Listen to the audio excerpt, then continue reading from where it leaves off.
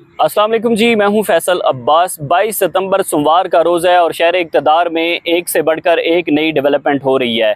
Supreme court of Pakistan से बड़ी खबर है और इस्लामाबाद हाई कोर्ट के 5 दलेर और आज़ाद जजेस की दरख्वास्तों से मुतल्लिक एक बड़ा फैसला हुआ है, एक नई पेशरफ्त हुई है।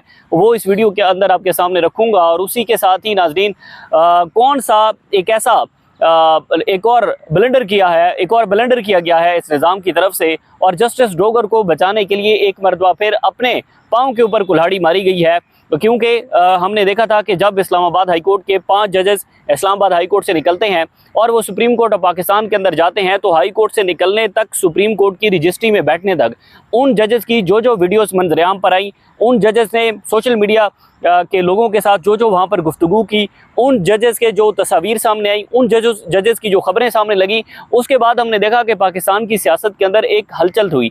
फिर इरफान सिद्दीकी साहब को ये ट्वीट करना पड़ा कि जजेस आने वाले दिनों के अंदर जब वो इस्तीफ़ा दे देंगे। फिर उसके बाद हमने देखा कि पाकिस्तान के और इंटरनेशनल मीडिया ने इस न्यूज़ को कवरेज दी कि जनाब इस्लामाबाद हाई कोर्ट के 5 जजेस जो है वो एक साइल बनकर सुप्रीम कोर्ट के अंदर दाखिल होते हैं और सुप्रीम कोर्ट में 5 मुख्तलिफ आईनी दरख्वास्तें दायर करते हैं। तो एक पूरी हलचल बनी और बहुत सारी खबरें ये भी गर्दिश कर रही थी कि जनाब जजेस सड़कों पर आ जाएंगे, अगर जजेस को इंसाफ ना मिला तो फिर एक नई वकला तहरीक शुरू हो जाएगी, अदलिया की बहाली के लिए तहरीक शुरू हो जाएगी। तो ये सारा मोमेंटम एक बना। मोमेंटम क्यों बना? इस वजह से बना कि इस निज़ाम ने जो गलती की कि इस्लामाबाद हाई कोर्ट के 5 जजेस को जितना पुश करने की कोशिश की गई, हाई कोर्ट के 5 जजेस को जितना दबाने की कोशिश की गई, तो ये सारी सूरत हाल उनके गले पड़ी। हाई कोर्ट के जजेस निकले हैं, हाई कोर्ट के जजेस ने पाकिस्तान की खुफिया एजेंसियों की मुदाखलत को एक्सपोज किया है और उसके बाद उन्होंने एक लेटर लिखा। लेटर के बाद ये सारी सूरत हाल क्रिएट हुई।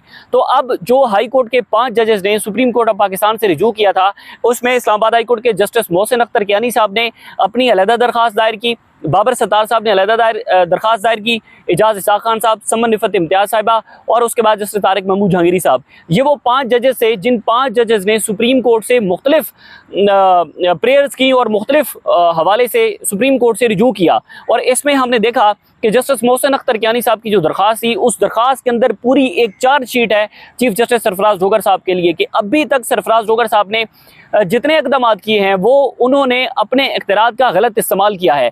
तो सरफराज डोगर साहब एक रियासत का एसेट हैं। हम देखते हैं कि कहीं पर भी अगर निज़ाम को हीट पहुंच रही होती है तो सरफराज डोगर साहब उसको रेस्क्यू करते हैं। उसकी सबसे बड़ी वजह यह है कि वो अगर 15वें नंबर के जज लाहौर हाई कोर्ट से इस्लामाबाद हाई कोर्ट के अंदर लाए गए हैं तो ज़ाहिर है उसका मकसद ही यही है कि उन्होंने रियासत को किसी किस्म की हीट नहीं पहुंचने देनी। तो ये सबसे बड़ी जो है वो सरफराज डोगर साहब के हवाले से है कि वो रियासत का एसेट है और वो किसी किस्म का कोई हीट इस मौजूदा निज़ाम को नहीं पहुंचने देते। तो उसके बाद हमने देखा कि जब हाई कोर्ट के जजेस ने सुप्रीम कोर्ट से रिजू किया तो आज सुप्रीम कोर्ट के रजिस्ट्रार ऑफिस ने इस्लामाबाद हाई कोर्ट के 5 जजेस की जो दरख्वास्तें थी वो दरख्वास्तें वापस कर दी हैं। इस्लामाबाद हाई कोर्ट के 5 जजेस की दरख्वास्तें आर्टिकल 184(3) के तहत दायर की गई थी। हमेशा जो भी दरख्वास्त सुप्रीम कोर्ट के अंदर 184(3) के अंदर दायर होती है तो उसका क्राइटेरिया होता है, 2 चीज़ें होती हैं कि आप 184(3) के तहत दरख्वास्त दायर करते हैं कि अगर मफाद आमा का मसला हो, पब्लिक इंटरेस्ट का मामला हो या फिर इंसानी बुनियादी हकूक़ की खिलाफ वर्जियाँ हो रही हों। तो ये 2 चीज़ें होती हैं, ये 2 क्राइटेरिया होते हैं जिससे आप डायरेक्ट सुप्रीम कोर्ट से अंडर आर्टिकल 184(3) के तहत आप सुप्रीम कोर्ट से रिजू कर सकते हैं। जब आप सुप्रीम कोर्ट से रिजू करते हैं तो फिर सुप्रीम कोर्ट को देखना होता है कि आया ये दरख्वास्तें जो है वो अंडर आर्टिकल 184(3) के तहत आती भी हैं, उस जुमरे के अंदर आती हैं या नहीं आती। अब सुप्रीम कोर्ट के रजिस्ट्रार ऑफिस ने इसके ऊपर जो एतराज़ लगाया है, एतराज़ ये लगाया है कि जनाब इस्लामाबाद हाई कोर्ट के जजेस ने अपनी ज़ाती रंजिश की बुनियाद पर ये दरख्वास्तें दायर की हैं। पूरी खबर मैं आपके सामने रखता हूँ। खबर इंतहाई दिलचस्प है जी। इसमें आज सुप्रीम कोर्ट के रजिस्ट्रार ऑफिस ने इस्लामाबाद हाई कोर्ट के 5 जजेस की दरख्वास्तें वापस कर दी हैं और कहा है जनाब कि सुप्रीम कोर्ट ने इस्लामाबाद हाई कोर्ट के 5 जो जजेस की यानी दरख्वास्तें उन पर एतराज़ आयद किया है। दरख्वास्त गुजार ने वाज़े नहीं किया कि दरख्वास्त में कौन सा मफाद आमा का सवाल है। उसके बाद मज़ीद कहा गया कि दरख्वास्त गुजार ने नहीं बताया कि ऐसे कौन से बुनियादी हकूक़ मुतासर हुए हैं कि आर्टिकल 184(3) का दायरा कार इस्तेमाल हुआ है। मैंने आपको पहले बताया कि 184(3) के तहत जो दरख्वास्तें दायर होती हैं इंसानी बुनियादी हकूक़ की खिलाफ वर्जियों के ऊपर और मफाद आमा के मसले के ऊपर। उसके बाद दरख्वास्त के अंदर मजीद कहा गया कि दरख्वास्त गुजारों ने ज़ाती रंजिश पर आर्टिकल 184(3) के गैर मामूली दायरा कार के तहत दरख्वास्तें दायर की। उसके बाद मजीद कहा गया कि सुप्रीम कोर्ट का जुल्फकार मेहदी बनाम PIA केस जाती रंजिश की बुनियाद पर आर्टिकल 184(3) की दरखास्त दायर करने की इजाज़त नहीं देता। उसके बाद इसके अंदर मजीद कहा गया कि आर्टिकल 184(3) की जो दरखास्त है उसके अज्जा पूरे नहीं किए गए। जजेस ने आइनी दरखास्त दायर करने की ठोस वजह बयान की, ना नोटिस के लिए फ्रीकैन की वजाहत तलब की। इस्लामाबाद हाई कोर्ट के 5 जजेस की जो दरखास्तें थी, 5 जजेस की दरखास्तें सुप्रीम कोर्ट के रजिस्ट्रार ऑफिस ने एतराज़ लगा के वापस कर दिया है। लेकिन बात यहाँ तक ख़त्म नहीं होती। उसकी वजह यह है कि भाई इससे पहले जो सरफराज डोगर साहब ने जितने इकदाम किए हैं, सरफराज डोगर साहब ने जब से इस्लामाबाद हाई कोर्ट के बतौर चीफ जस्टिस उन्होंने ओहदा संभाला है, तब से जो वो अभी तक इकदाम कर रहे हैं, क्या वो उनकी ज़ाती रंजिश नहीं है? मैं कुछ इकदाम चलो आपके सामने रख देता हूँ। सबसे पहले मैंने वो ट्वीट भी किया उसको कि my Lord justice Sarfaraz Dogar साहब की भी कुछ ज़ाती रंजिश है, जिसके हवाले से इस्लामाबाद हाई कोर्ट के 5 जजेस सुप्रीम कोर्ट के अंदर आए और जस्टिस मोहसिन अख्तर कियानी की दरख्वास्त को अगर आप पढ़ें तो वहाँ से आपको पता चलता है कि मोहसिन अख्तर कियानी साहब ने सरफराज डोगर साहब के खिलाफ पूरी चार्जशीट कर दी है। मोहसिन अख्तर कियानी साहब ने एक एक चीज़ वाज़े की है कि सरफराज डोगर साहब ने कौन से अपने इख्तियारात का गलत इस्तेमाल करके जजेस को साइडलाइन करने की कोशिश की है। सरफराज डोगर साहब ने अपने इख्तियारात का गलत इस्तेमाल करके जजेस की अदालतों से केसेस को ट्रांसफ़र किया है। सरफराज डोगर साहब ने अपने इख्तियारात का गलत इस्तेमाल करके उन्होंने जजेस को इंतज़ामी कमेटियों से निकाला है। तो वो सारी एक चार्जशीट जो कि मोहसिन अख्तर कियानी साहब ने दी है। अब जी 18 जुलाई को इस्लामाबाद हाई कोर्ट की इंतज़ामी कमेटी तश्कील दी जाती है। इंतज़ामी कमेटी में से जस्टिस मोहसिन अख्तर कियानी साहब को निकाल दिया जाता है, बाबर सत्तार साहब को निकाल दिया जाता है। ख़त लिखने वाले जजेस को 18 जुलाई की इंतज़ामी कमेटी में से निकाल कर जो इस्लामाबाद हाई कोर्ट के अंदर नए जजेस ट्रांसफ़र हुए हैं उन जजेस को शामिल कर लिया जाता है। ये ज़ाती रंजिश नहीं है। उसके बाद जी 15 सितंबर को जस्टिस समन रिफत इम्तियाज़ साहिबा को हिरासा कमेटी की सरबराही से हटा दिया जाता है और जस्टिस इनाम अमीन मिनहाज साहब को हिरासा कमेटी की सरबराह मुकर्रर कर दिया जाता है। ये सरफराज डोगर साहब की ज़ाती रंजिश नहीं है। उसके बाद 21 जुलाई को जस्टिस सरदार इजाज इसाक खान साहब डॉक्टर आफिया सिद्दीकी केस के अंदर वज़ीर-ए-आज़म शहबाज शरीफ और पूरी विफाकी काबीना को तौहीन अदालत के नोटिस जारी करते हैं। लेकिन हम बाद में देखते हैं कि वही केस ट्रांसफ़र हो जाता है जस्टिस इनाम अमीन मिनहाज साहब को, और जस्टिस इनाम अमीन मिनहाज साहब के बाद वो लार्जर बेंच को ट्रांसफ़र हो जाता है और जस्टिस सरदार इजाज इसाक खान साहब के कंसेंट के बगैर इस केस को ट्रांसफ़र कर दिया जाता है। यहाँ पर चीफ जस्टिस सरफराज डोगर साहब की ज़ाती रंजिश सुप्रीम कोर्ट को नज़र नहीं आती। उसके बाद खत लिखने वाले जजेस की अदालतों में से मुतअद्दिद केसेस ट्रांसफ़र हुए। मैं एक लिस्ट आपको बता सकता हूँ कि मुतअद्दिद केसेस ऐसे थे जो कि खत लिखने वाली जजेस की अदालतों से ट्रांसफ़र होकर नए आने वाले जजेस की अदालतों को मुंतकिल कर दिए गए। लेकिन इस पर सुप्रीम कोर्ट को जस्टिस सरफराज डोगर साहब की ज़ाती रंजिश नज़र नहीं आती। उसके बाद प्रैक्टिस एंड प्रोसीजर एक्ट के जो रूल्स हैं, इस्टेब्लिशमेंट रूल्स जो इस्लामाबाद हाई कोर्ट के हैं, वो मंजूर कर लिए जाते हैं। जजेस को इल्म नहीं होता, इस्लामाबाद हाई कोर्ट के सीनियर तरीन जजेस को ये इल्म नहीं होता, बल्कि जब फुल कोर्ट मीटिंग तलब होती है तो उस फुल कोर्ट मीटिंग से 2 रोज़ पहले जजेस को वो रूल्स दिए जाते हैं और वो मंजूर भी कर लिए जाते हैं। तो वो वहाँ पर सरफराज डोगर साहब की ज़ाती रंजिश नहीं होती।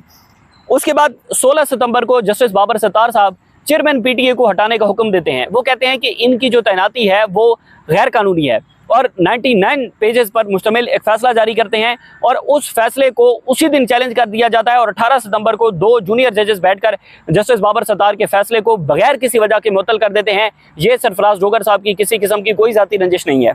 उसके बाद मुतअद्दिद ऐसी चीज़ें हैं जो कि इस्लामाबाद हाई कोर्ट के ख़त लिखने वाले जजेस की अदालतों से निकाल कर और जो जजेस लाए गए हैं उन जजेस की अदालतों के अंदर वो केसेस लगाए गए, उनकी अदालतों के अंदर सीनियर तरीन जजेस के फैसले मुअत्तल करवाए गए। सरफराज डोगर साहब को वो किसी किस्म की कोई ज़ाती रंजिश नहीं है, बल्कि सुप्रीम कोर्ट का रजिस्ट्रार ऑफिस कहता है कि जनाब हाई कोर्ट के जजेस ने अगर अपने इख्तियारात की बात की है, अपने राइट्स की बात की है, अपने ऑफिसर्स के राइट्स की बात की है, अपनी अदालतों के राइट्स की बात की है, तो यहाँ पर उन्होंने कहा कि इनकी ज़ाती रंजिश है। किससे रंजिश है? सरफराज डोगर साहब से। सरफराज डोगर साहब कौन है? जिनके खिलाफ इस्लामाबाद हाई कोर्ट के 5 जजेस सुप्रीम कोर्ट के अंदर हैं और सुप्रीम कोर्ट के अंदर केस उन्होंने दायर किया हुआ है कि सरफराज डोगर साहब की जो सीनियरिटी है वो ये सीनियरिटी उनकी बतौर चीफ जस्टिस नहीं बनती जो उनकी बनवाई गई है।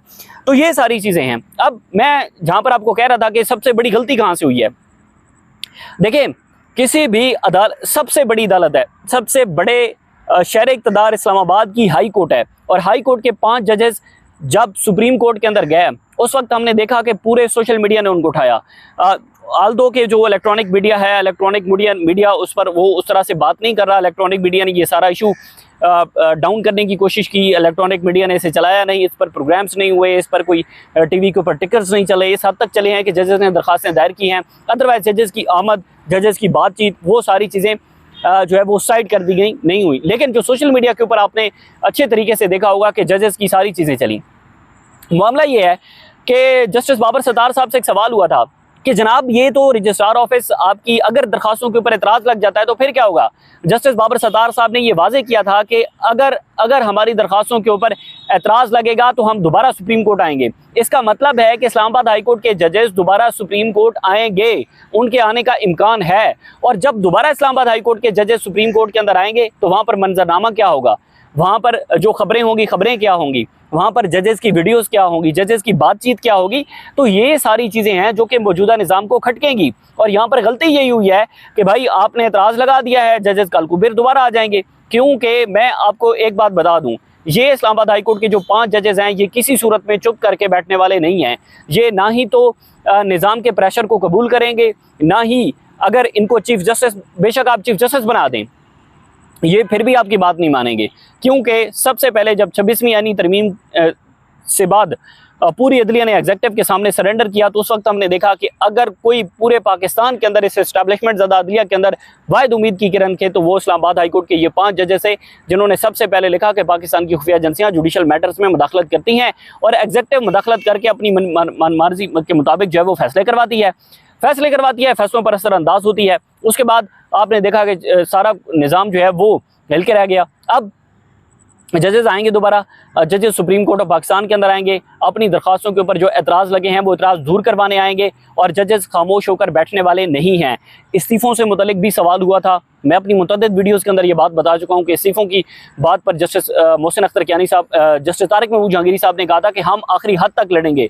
और इस हवाले से जो जस्टिस तारिक महमूद जहांगीरी साहब की दरख्वास्त है उस पर डायरी नंबर लग चुका है। लेकिन दिलचस्प सूरत हाल होगी जब जस्टिस तारिक महमूद जहांगीरी साहब अपनी डिग्री से मुतल्लिक सुप्रीम कोर्ट के आईनी बेंच के सामने अपने दलाइल दे रहे होंगे और जस्टिस मोहसिन अख्तर कियानी ने अपनी दरख्वास्त के अंदर लिखा है कि अगर ये सुप्रीम कोर्ट समझती है, सुप्रीम कोर्ट के अंदर बैठे ये जजेस समझते हैं कि वो आज अपने हल्फ की पासदारी कर रहे हैं, तो उन्होंने कहा कि हमें फिर इस्तीफ़े देकर अवाम के साथ खड़ा हो जाना चाहिए। क्योंकि अवाम की हालत देखें, एग्जेक्टिव की हालत देखें, हुकूमत की हालत देखें कि किस तरह से वो जुडिशरी पर असरअंदाज हो रही है और उस पर सुप्रीम कोर्ट एक खामोश तमाशाई होकर बैठी है। लेकिन अगर इस्लामाबाद हाई कोर्ट के 5 जजेस उस पर आवाज़ बुलंद करते हैं तो फिर हम देखते हैं कि निज़ाम को वहाँ पर मुश्किल खड़ी होती है। टाउट्स जो हैं, टाउट्स को छोड़ दिया जाता है जजेस पर, टाउट्स जजेस से सवालात करते हैं, टाउट्स कुछ दरखास्तें लेकर आते हैं, टाउट्स इन जजेस के खिलाफ सुप्रीम जुडिशल काउंसिल के अंदर शिकायत दर्ज करवाते हैं, रेफरेंस दर्ज करवाते हैं और ये मामला फिर एक मरतबा जो है वो इसको कंट्रोवर्शियल करने की कोशिश करते हैं। क्योंकि